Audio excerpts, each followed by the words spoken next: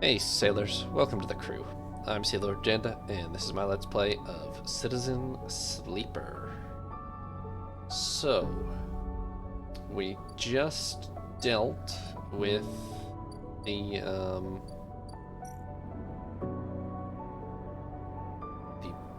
I don't even know what to call it, the rogue program known as Killer. And so we're now safe in cyberspace here. That's about. So now I need to figure out what else. I have points. I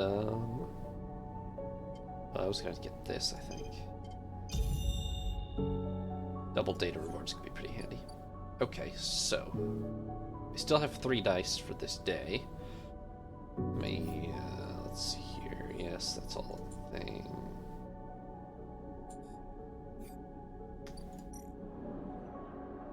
Let's see where else I'm at.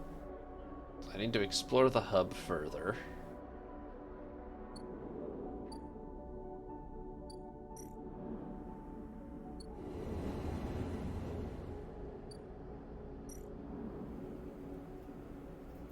Right, I don't have anything to,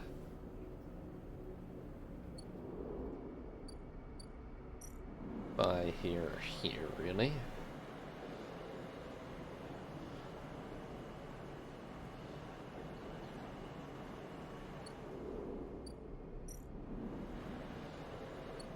That's infinitely repeatable. Okay. This is noodles.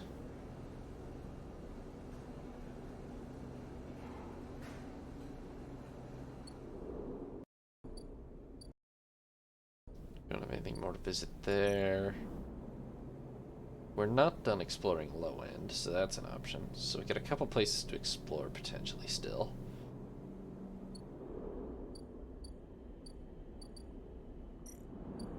Other than that,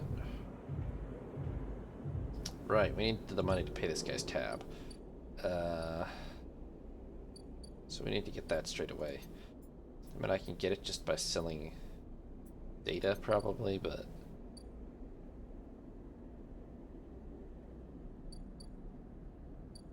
let's see, those are just sitting around. There's not too much to do down here now.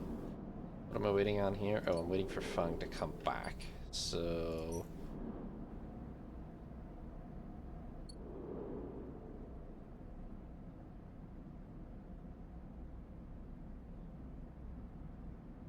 sorry, my audio was sounding kind of weird there. Oh, my audio was being kind of weird there. Sorry if that sounded wrong to you. What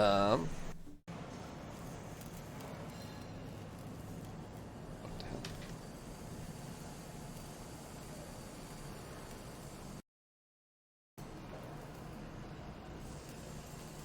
Okay.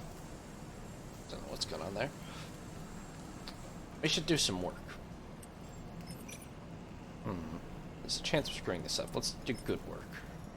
Let's make some money. Okay, ++ welder's mate. And let's pay this guy's bloody tab before he kills us. Fortunately, that's literally all our money, but as you hand over the chits, you hear Ethan laughing hysterically somewhere down the bar.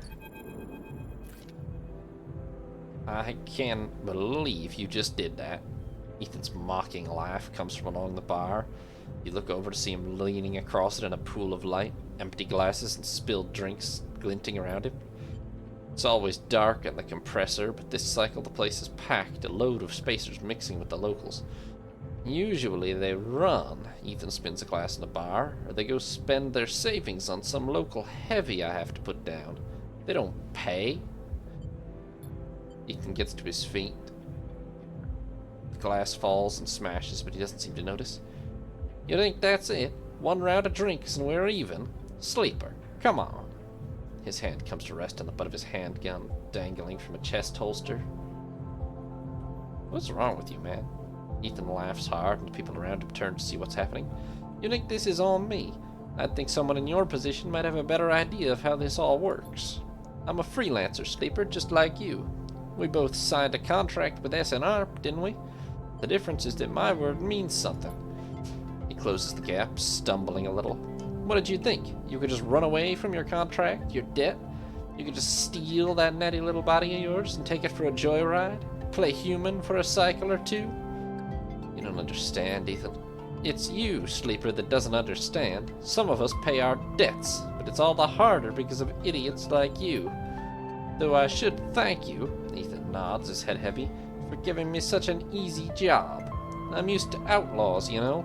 Real bounties. If I knew catching sad little escapees like you was so easy, I would have changed clients ages ago. Someone shouts from the back of the bar for Ethan to shut up. He holds up a finger in that general direction without turning around. Just shut up. Nothing to add?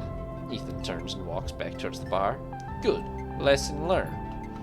Ethan sits heavily back down on a stool and searches through his glasses for one with something left in it. The thing is, Sleeper, I can find you anywhere. It's actually wild that you haven't figured it out. That body isn't yours, and it will always betray you, no matter what. He finds a glass and downs the contents. So please, go. I'll catch up with you whenever I need another. He laughs and taps the bar for a fresh drink. No, don't make him wake up. Make him drink himself to death. Good grief. You turn on your heel and are out. Out of the cloying dark and the sweet sweat stench of the compressor. You walk hard and fast down the walkway, anger driving your footfalls into the metal of the rim like hammers. Oh, got an upgrade point for that. You know what? Let me get not negative engage. Could come in handy. Okay, so we've got Ethan's back at the bar, still drinking. How much longer can this go on for? We've only got 4 cycles before he drinks. Before we have to pay his tab again. 2 cycles until Feng shows back up, and he better have a way to break my tracker or something, because we're in trouble if not. Alright, other than that, let's go ahead and keep exploring here. This shouldn't go wrong, hopefully. Oh, great. You help an older resident revive their terminal, but after hours of assembling and reassembling, you realize you fried the CPU. Oh, man.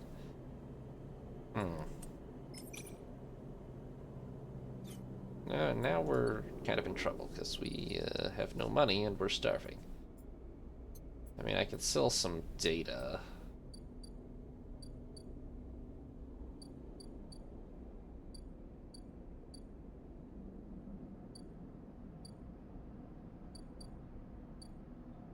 I forget how much is 15 for fungus.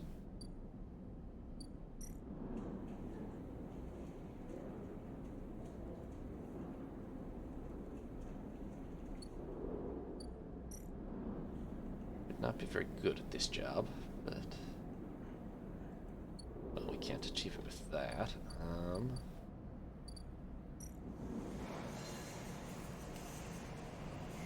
Unless I can earn us enough cryo, but it's on nothing.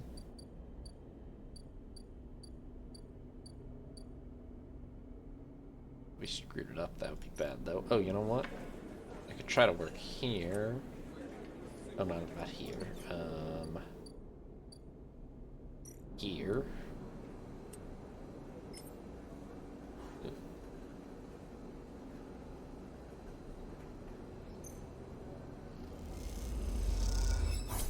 Hey, plus energy.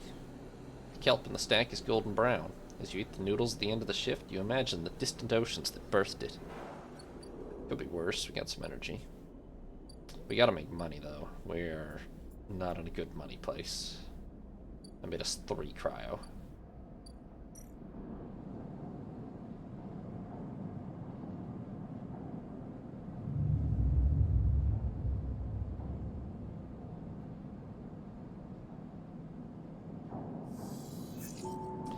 Traffic again, yes. 2 good dice, 2 terrible dice. Okay. Let me just, yeah. Greenway. Problem is that to enter the Greenway, I need 150 cryo. I definitely don't have that. Find a ship mind. Oh, I need the Yataghan data for Sabine. That's right, okay, yeah. Gear roll caps. Side rail ticket. Okay, and then there's exploration, basically. Yep, yes, we should supply Yataghan data here. No, I actually have enough now. The terminal chirps, the data quickly tucked away in Sabine's encrypted system. Did I get paid for that at least? No. But there's some data for Sabine. As you turn away from the terminal, the final cache of Yataghan data uploaded, the air crackles with white noise. Sleeper? Sabine's voice, weaker than before, comes through the haze. Sabine? A sigh of relief comes through the layers of noise. The call must be coming in from somewhere on the station. This has to be short. I don't know if Yataghan are monitoring me. The voice is hushed, distant. You try to focus on it. The data you've been bringing in from Yataghan agents. There's something in it I don't understand. A shrill howl rattles through the signal. This data's all gleaned from their implants, records of integration with their nervous systems, performance analysis, error rates, usage data. I installed many of these implants, and I didn't enable any of this functionality. The voice dips under the level of the noise, like a swimmer slipping beneath the water. You listen to the waves for a few seconds before Sabine re-emerges. It has to be somehow baked into their wetware's interface. And that's not all. The systems compiling this data are connected to some kind of transmission protocol. It's being broadcast. Why? Every Yataghan enforcer is equipped with black market implants, retinal enhancements, adrenaline boosters, pain suppressors. These implants are gathering data on themselves, on the enforcers' bodies, on their performance. Why? I can't tell. But I can promise you these foot soldiers have no idea this is going on. The background tone switches, dropping to a grainy rumble. If they knew, I don't imagine they would be happy with the situation. Yataghan could have a mutiny on their hands. You lean toward the terminal, straining to listen to Sabine's faint voice. I need a few cycles to pull this all together, but this might be the information I need to pressure Yannick into releasing my debt. Yannick? He's one of the heads of Yataghan. They pause. It's better you don't know him. Keep it that way. Suddenly a banging echoes through the call. Sabine's voice is suddenly whispered, panicked. I have to go. Come back in 4 cycles. Then the sharp crack of a disconnect and silence fills the apartment. You step back from the terminal. What does Yataghan have to gain from monitoring its own members? You try to recall what you know about the gang, but you have little to go on. You think of Toshiro, Sabine's minder, his mirrored teardrop implants set below hard eyes. What data could they be gathering? And more importantly, where are they sending it? You reflexively rub your forehead, trying to think. Can you really trust Sabine? How did they come to be Yataghan's doctor in the first place? You think of their kindness, their care, but also that glazed look of recognition that they gave you when they first met you. That look stays in your mind as you slip back out of the apartment, glancing around as you close it up and drift into the corridors of the station, unable to shake the unpleasant sensation of being observed. That's not great. Okay, so we need to come back in 4 cycles. Waiting for Sabine to be ready makes you anxious. If Yataghan finds out what they're up to, yeah, could get awkward. Okay. So we only have 4 cycles of the compressor club here. 1 cycle Feng should be done. Let's do some work here. We can finish our welder's mate task here. Weld team you work with then operates with speed and care. As you work, you feel your thoughts fade and the rhythm take over.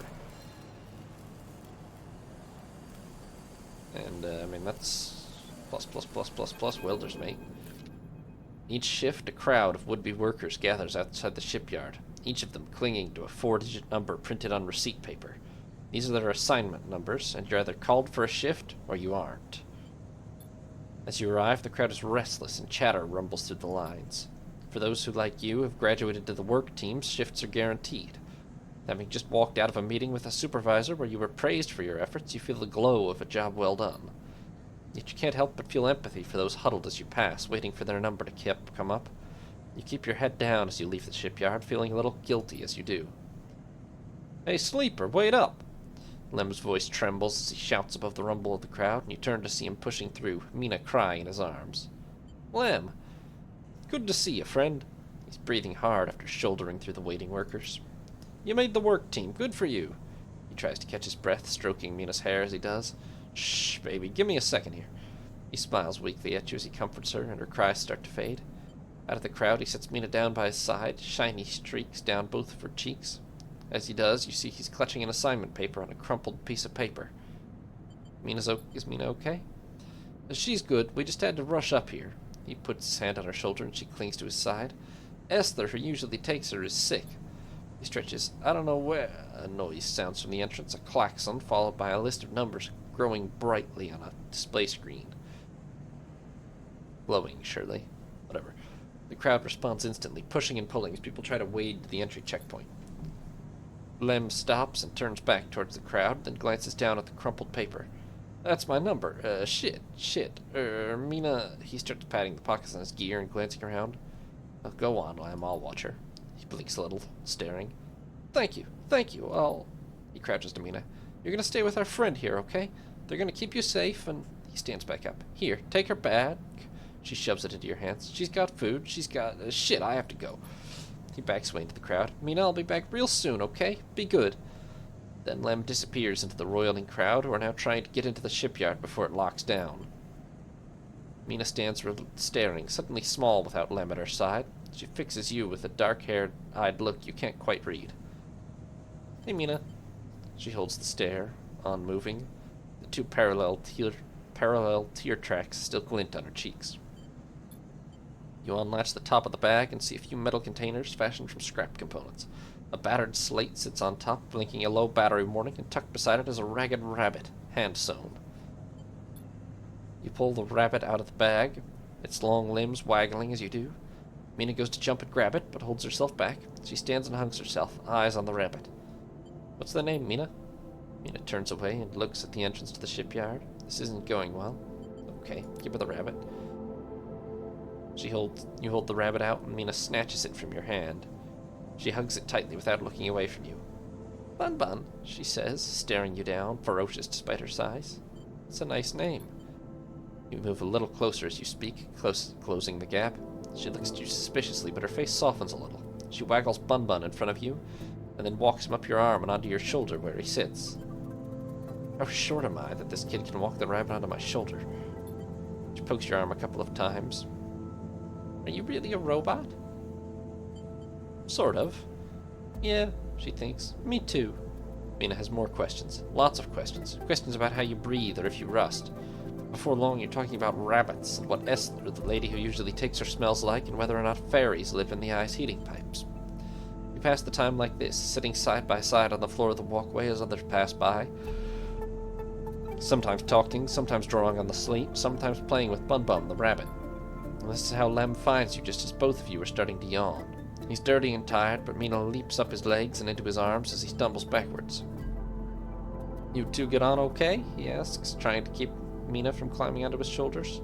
Oh, we did great. Mina shoots you a smile from Lem's arms, her suspicion gone. Well, looks like Mina can be nice. He pokes her in the ribs and she squeals in delight. Thank you, friend, I mean it.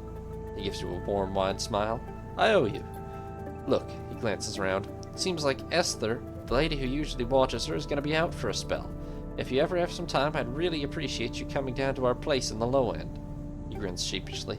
If you have time. But now I have to take this one to eat. He plays at biting Mina, and she giggles in response. See you, sleeper. He waves, and they stumble off down the corridor, throwing gazes from passing spacers as Mina's laughter echoes down the corridor in bright squeals. Okay. New drive. Help Lem work. Yeah. Alright. Oh, and I'm on the assembly team now, so I get more money.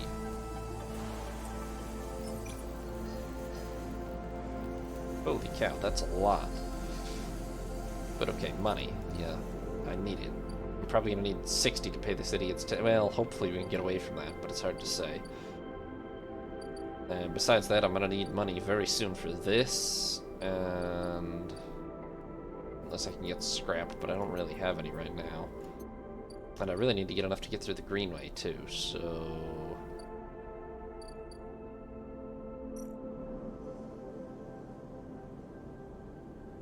Right. Not too good at this. Lem can't work shifts in the shipyard unless someone watches Mina. You two seem to get along last time. Lem is desperate. Unless Lim gets time in the shipyard, he won't qualify for the sidereal crew lottery. Watching Mina gives him that chance. There's no timer on this exactly, but yeah. Okay. Is there anything interesting to hack? Just data, I think. I mean, yeah, agent data. Which we can sell, to be fair, so it's not nothing. But nothing unique, I don't think. Now, that being said, to be fair, it's almost certainly the best way to do this, because... Or that's the best thing to do with these terrible dice, because I can sell the data pretty reliably for like 10 cryo or something, which is not like spectacular, but probably better than I'd get anywhere else from that. So let's see here. Yeah, office is here. I can sell the Yatagan data for, I forget how much, but something. Yeah, 10 cryo. See. And I can sell Havenage data right back to Yatagan right here.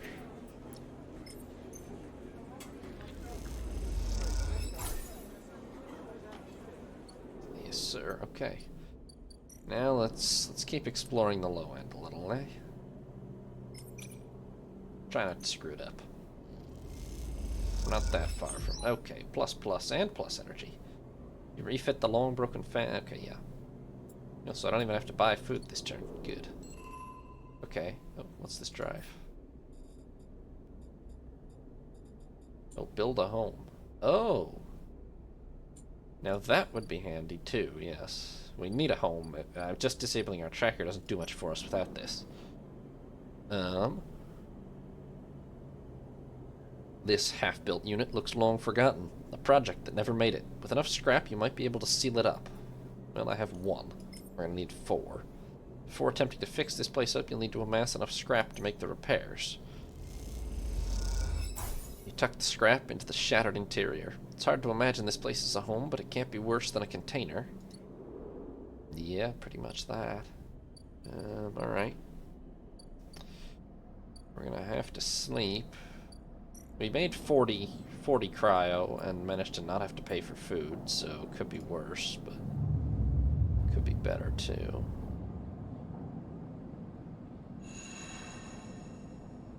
We have like 2 days to make 100 as far as I'm concerned, more or less. Oh, Harden? Not Feng? Okay, well, we better talk to him. It's been more than a few cycles since Feng confronted Harden, and the silence sense has been noticeable. In your time with Feng, you haven't exactly found him to be reliable, but you did expect to hear the end of whatever plan he put into action. But if he won't come to you, you think as you approach the Havenage building, it's time to come to him. After all, he did promise to fix your tracker, and you are getting nervous. As you approach the bay doors, you see them wide open, and light pouring out of the once dark room. Stacks of servers and terminals sit outside the bay, suddenly robbed of their mystery by the bright flood lamps. A figure in Havenage security fatigues steps out of the bay as you get closer, carrying a stack of hardware. I shouldn't approach, but I will. As you get closer, you see the security officer taping up machines from Feng's stash with what looks like hazard tape. This isn't good. You again. Harden is there, leaning beside the bay entrance so calmly you barely noticed him. He has a slate in his hand, an inventory of seizures scrawled across it. Predictable. Further evidence of Feng's collusions. You see another security officer come out of the bay and take notice of you. Harden? Harden pushes away from the wall and comes closer. Don't worry, Sleeper. We have all the evidence we need. The confession won't be necessary. He gestures around at the stacks of hardware. Spying on fellow Havenage members, hoarding Solheim materials, an obsession with corporate data. It speaks for itself, does it not? It's literally his job, mate. And what would you know about jobs, Sleeper? He looks up at the glass roof above and the stars beyond. We're the ones that provide the oxygen you're breathing, the light you're seeing, the systems you use every day to live out your cycles. This place was hard fought for, Sleeper. took work, diplomacy, and strength to stop the Eye descending into chaos after Solheim collapsed. Not blind conviction or self-interest. Feng isn't selfish, man. I know all about the background of our mutual friend, Sleeper. Don't you worry about that. His parents would be sickened by the damage he's trying to do to the institution they helped found. You see, Sleeper, we're proud of our history here. Andre Erlin and the First Union founded this place, and Havenage has welded his values into the station's very walls. We will never turn away the hard-working, the just, the true citizens of the Eye. Havenage aren't a gang like Yatigan. We aren't pirates like half the spacers you meet in the hub, or esoterics like those Haifa radicals in the Greenway. We're the backbone of this place, proud and true. We named Erlin's Eye, Sleeper. This is our station. He meets your eye. So please, take your false accusations elsewhere before I decide I need that confession after all. Just be quiet. If you have any pride, you'll give up Feng the moment he contacts you. You know where to find me. With that, Hardin turns his back and walks back towards the security officers, ordering them to continue the clear-out. As they do, something catches your eye among one of the server stacks. A crumpled, hand-printed box of synthetic chewing gum. A penguin character grinning from the brightly colored card, and scrawled onto it a speech bubble reading, "Take me to Tambour." You carefully pocket the box, making sure no one's watching, and then turn away just as another stack of servers is wheeled out of the bay. What have you done, Feng? And where the hell is Tambour? I have no idea where Tambour is. Okay, so we can work at the shipyard for money.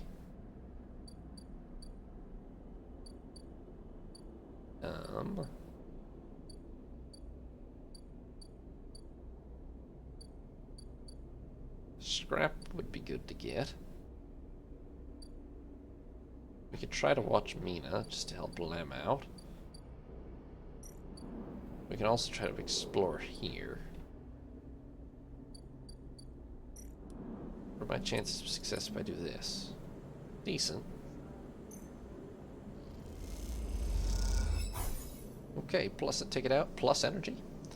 Mina leads you on a winding tour of the block, chatting to the neighbors and collecting snacks. For a while, you forget about everything else. Well, that worked well. Okay, let's put one of these into finishing. Hopefully we can completely explore the low end here.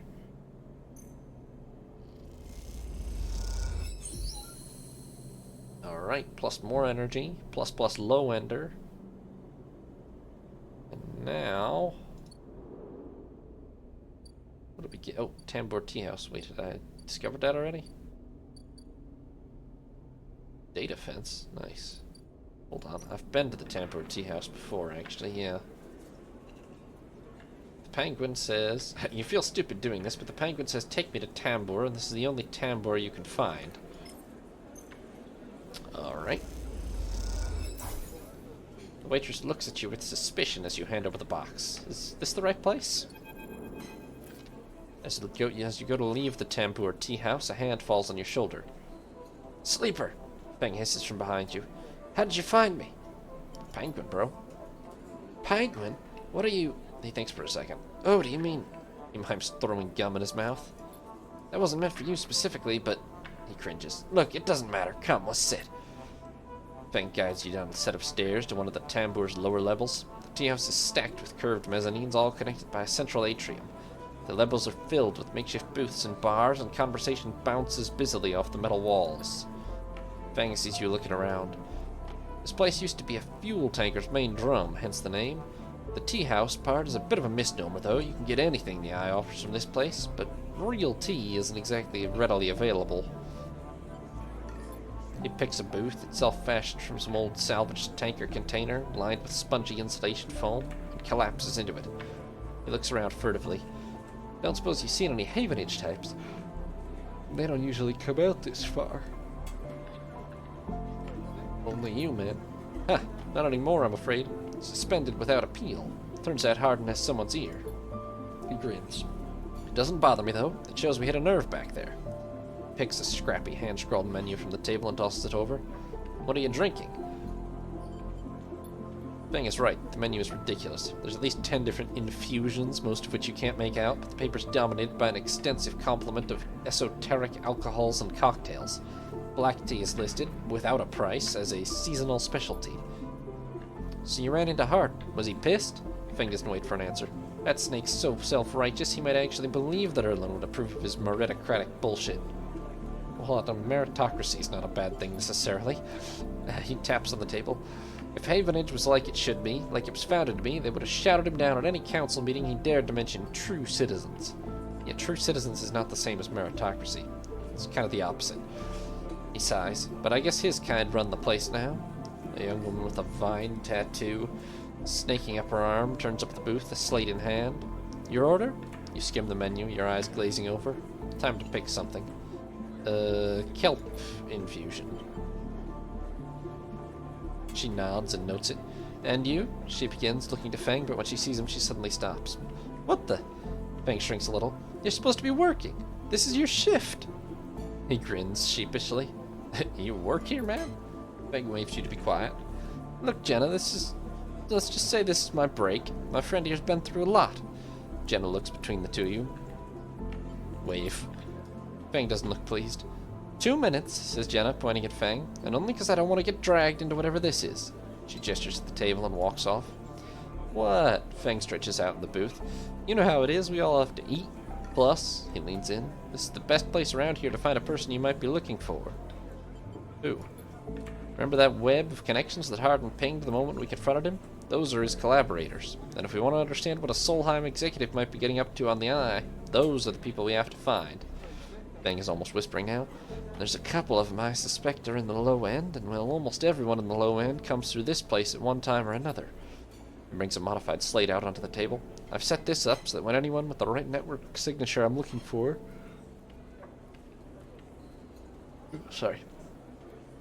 comes into close proximity, it'll mark them. Once they're marked, we can break through their access protocols and get at the good stuff inside. We just have to find them first, hence me moonlighting as a waiter. Suddenly a smile grows across his face. Wait, I have an idea. Oh no. Look, I can't cover enough of the low end of my own. So far I've had no matches in this place. With 2 of us, we can cover more ground.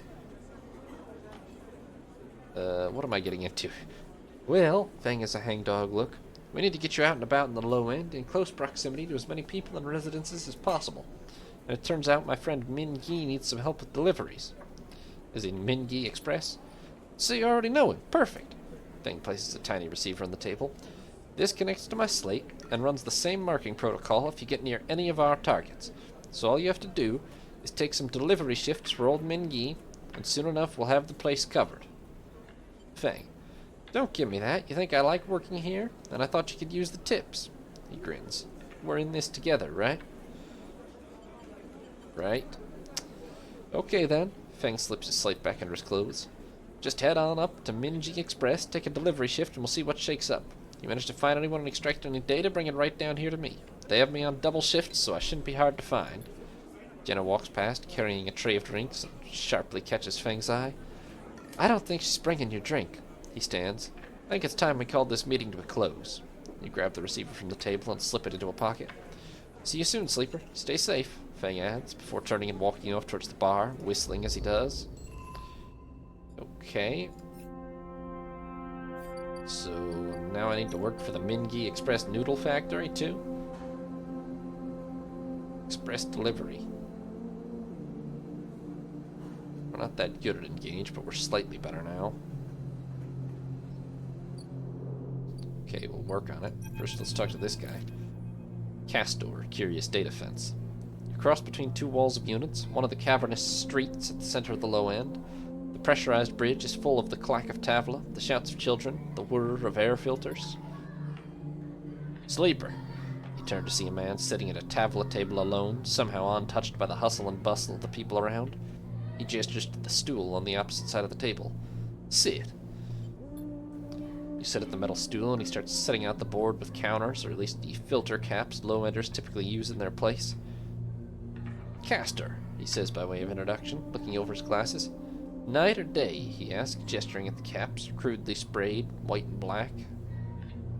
That's about night.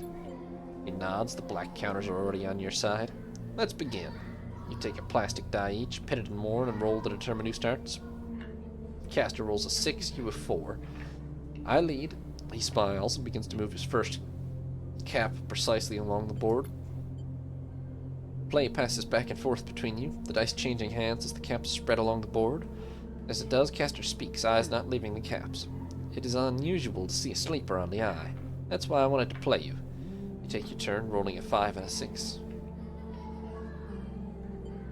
The hell. We gotta be aggressive to survive here. After all, a sleeper's mind must be somehow different to a human one. Being emulated, I mean. As caster talks, you target his counters, halting his progress, but exposing your caps as you do. I don't mean to offend you. The caster meets your eye. I merely see that you are by definition different. What has been subtracted in the emulation? What has been added? He stacks a wall of counters, a boundary you must break. He hands you the dice. Do you ever think about this, sleeper? About what you were before and what you are now? How could I not? Roll a double 1 and solidify your wall. Caster whistles. The holding game. Commendable. It can be brave to build from what came before. He rolls the dice and leaps your wall on a single move. But we cannot idle too long, sleeper. The slower we move, the sooner we're caught. The past you is not just an idea, a concept for you. It's a living, breathing person. He looks up over his glasses, his eyes bright and wide. You split from them like a shadow splitting from its caster. They may be sleeping now, yes, but one day they will be awake and carry on with their lives unaware of your fate, no matter what it may be. He hands you the dice, smiling. You're a branch severed from the main trunk, an offshoot who refuses to die, so to speak. You roll again under pressure now, trying to slip your caps out from under casters before he solidifies control of the game. So what I am curious about is how you see yourself in all of this, caster asks. What does this tangle of truths make you? Driven, man. Caster laughs. That much is obvious, sleeper. I see it in your eyes. You're eager to make all this count for something. Caster looks away through the glass to the crowded units on all sides. But driven towards what? He starts removing caps, his home board now full. Is there an end here, or just endurance? You try a few more rolls, attempting to get back in the game, but Caster clears his home board with a sense of the inevitable. He's known he was winning for a while. I feel I may have pushed it too far. He slides another cap from the board. I apologize. My curiosity has a habit of getting the better of me. You roll to return a cap to the board, but all your spaces are blocked. Caster clasps his hands apologetically. You play well, really. Your weakness is not your game. He smiles warmly. We have much to learn from each other. He slides his glasses back up his nose and sits back. I feel we could share knowledge, ideas, perhaps even data. His eyes glint with that last word. To our mutual benefit. He slides his final cap from the board. It's over. He's won. We'll see. Please, I don't want to make you uncomfortable. He holds up his palms. My intention is only to help you endure here, and if I am able, feed my curiosities. Game over, you notice the bustle of the walkway once more. The call of the children, the deliveries, the arguments and reconciliations. They wash over you as you stand and leave, Caster nodding goodbye as you do. Crossing the walkway, you replay the moves of the game in your mind, looking for an opening you're sure was there.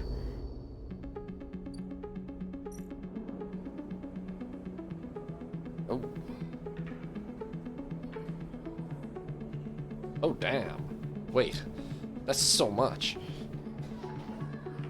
A vial of stabilizer for 5 Yataghan data? And a ship mind for 5 Haven Edge data? That's really, really good. I don't have it, but if I could get it, which I can over time, that's actually really good pay. And we're very close to getting enough Haven Edge data, actually. Alright, what do I want to do with my last good die, then? I could start exploring there. There's nothing else I unlocked here, is there? No. I could start exploring there. Or I could just do some... I think we better just do some work. We need credits.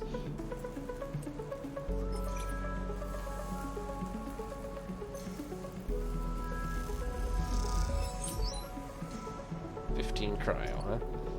Well, we've got enough built back up that we can pay this guy's tab at least, but we don't have enough to pay for healing of ourselves. I don't have anything to sell either, really. I need scrap, too. That's a problem.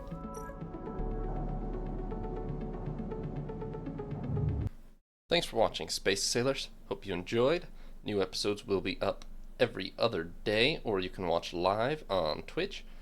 If you did enjoy, consider leaving a like or subscribing, and have a nice day, Space Sailors. This is Sea Lord Agenda, signing off.